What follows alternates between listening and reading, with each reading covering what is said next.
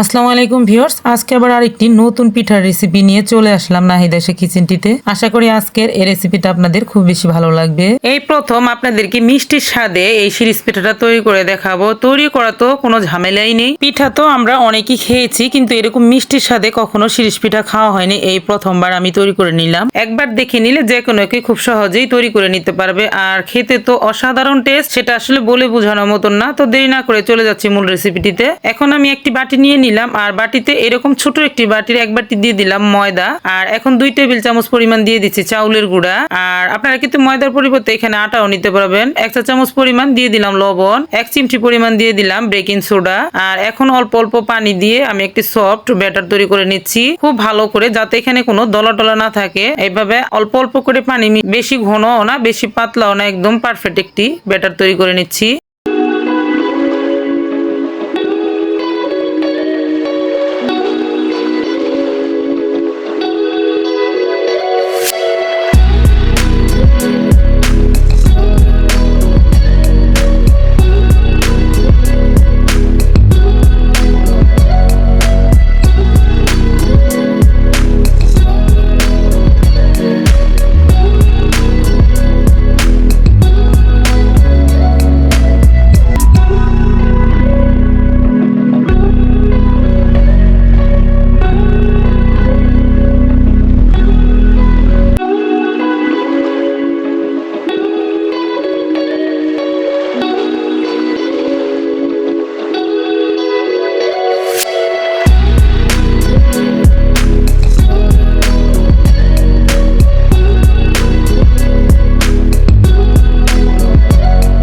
ব্যাটারটা আমার এখানে রেডি হয়ে গেছে, দেখতে পাচ্ছেন ঘনত্বটা আমি কতটুকু রেখেছি। এই পর্যায়ে কিন্তু আমি রেখে দেব।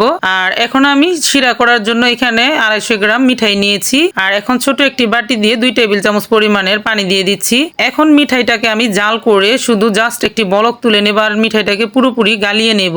এরকম গালিয়ে নিয়ে বলক তুলে নিলেই কিন্তু আমার এটা শিরাটা একদম রেডি হয়ে যাবে। এখানে মিঠাইয়ের পরিমাণ কিন্তু বলেই দিলাম, আমি আর খুব বেশি পরিমাণ পানি দিলাম না, সামান্য একটু পানি দিয়ে দিলাম, তাহলে আর বেশিক্ষণ আমার জাল করার কোনো প্রয়োজন নেই। দেখতে পাচ্ছেন বলক চলে আসছে। তো এই পর্যায়ে কিন্তু আমি এটাকে আরেকটু নাড়াচাড়া করে চুলাটাকে অফ করে দেব। অফ করে দিয়ে এটাকে ঠান্ডা হতে দেব।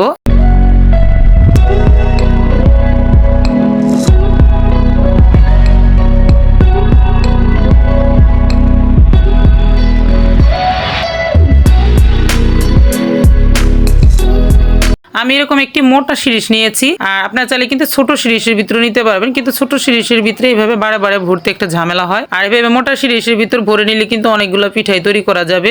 আর আপনারা চাইলে কিন্তু প্লাস্টিকের পলি ব্যাগে ভরেও কিন্তু এই পিঠাগুলো তৈরি করতে পারবেন। এখন আমার ব্যাটারটা সিরিজে ভরা শেষ। এখন আমি এগুলাকে ভেজে আপনাদেরকে দেখিয়ে দিচ্ছি। এখানে আমি একটি ফ্রাই প্যানে অনেক পরিমাণের তেল দিয়ে দিয়েছি, প্রায় 1.5 কাপ পরিমাণের। তেলটাকে খুব ভালো করে গরম করে নিয়েছি। আর এখন আমি দেখুন সিরিজ দিয়ে কিভাবে তৈরি করে নিচ্ছি এই পিঠাগুলা। আর এই পিঠাগুলা কিন্তু দেওয়ার সাথে সাথে উপর দিকে ফুলে উঠবে। যদি উপর দিকে এরকম ফুলে ওঠে তাহলে কিন্তু পিঠাগুলো একদম পারফেক্ট আছে, আর যদি তেলের নিচে পড়ে যায় তাহলে কিন্তু পিঠাগুলো ফুলে উঠবে না। সেদিকে একটু খেয়াল রাখবেন। তেলটা এই পর্যায়ে করে গরম করে নিতে হবে। তারপরে আমি আস্তে আস্তে এপাট ওপাট উল্টে একদম ক্রিস্পি করে ভেজে সাথে সাথে গরম গরমে কিন্তু শিরাতে ডুবিয়ে নেব।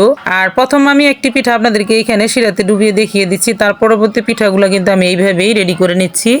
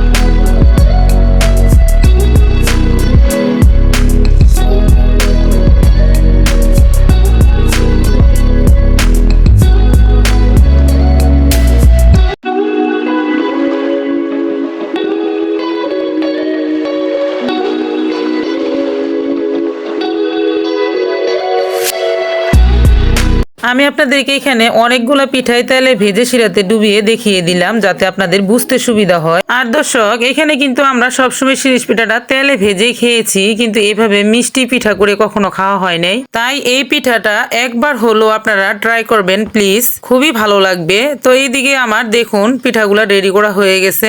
আর এখন এই পিঠাগুলাকে আপনারা কিন্তু গরম গরম খেতে পারবেন। আর যদি রেখে দিতে চান সেই ক্ষেত্রে 2 থেকে 3 দিন রেখে দিতে পারবেন, এর বেশি রাখা যাবে না। এটা কিন্তু একটি এয়ারটাইট বক্সে রেখে 2-3 দিন সংরক্ষণ করতে পারবেন। আর দর্শক দেখুন পিঠাটা কতটা রসালো হয়েছে। আমার এই ভিডিওটি আপনাদের কাছে ভালো লাগে তাহলে অবশ্যই ভিডিওটিতে একটি লাইক দিয়ে চ্যানেলটিকে সাবস্ক্রাইব করে পাশে থাকবেন। নতুন নতুন ভিডিও পাওয়ার জন্য পাশে থাকা বেল বাটনটি অন করে দিবেন, এতে খুব দ্রুত আপনাদের কাছে আমার নোটিফিকেশনগুলো পৌঁছে যাবে আমি যাই কিছু আপলোড করি না কেন। আজ এই পর্যন্তই, আরো একদিন চলে আসবো নতুন কোনো ভিডিও নিয়ে ইনশাআল্লাহ। ততক্ষণ পর্যন্ত আপনারা সকলে ভালো থাকবেন। সকলকে জানাই অসংখ্য ধন্যবাদ। আল্লাহ হাফেজ।